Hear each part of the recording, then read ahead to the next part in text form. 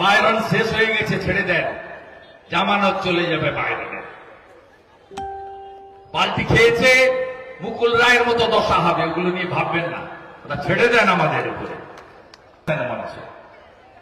গণনার আগের দিন কলকাতায় আমাকে সাংবাদিকরা বলছে কালকে কি হবে।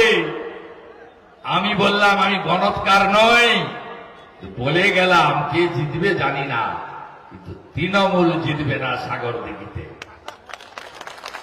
বাইরন শেষ হয়ে গেছে, ছেড়ে দেন, জামানত চলে যাবে বাইরনের।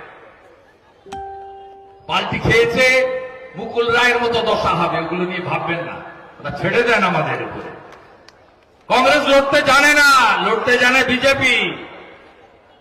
যদি তৃণমূলকে সরাতে হয়, চুরি দুর্নীতি বন্ধ করতে হয়, পুলিশি রাজ খতম করতে হয়, থানাগুলো পার্টি অফিস, সিভিক ভলেন্টিয়াররা সব পার্টির ক্যাডার হিসেবে ব্যবহার করে, আমাদের হিসাবটা পরের মিটিং এ দেব।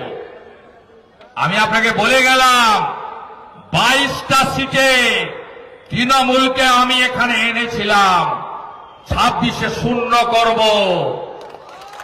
গোল্লা নিয়ে বাড়ি যাবে মমতা ব্যানার্জি।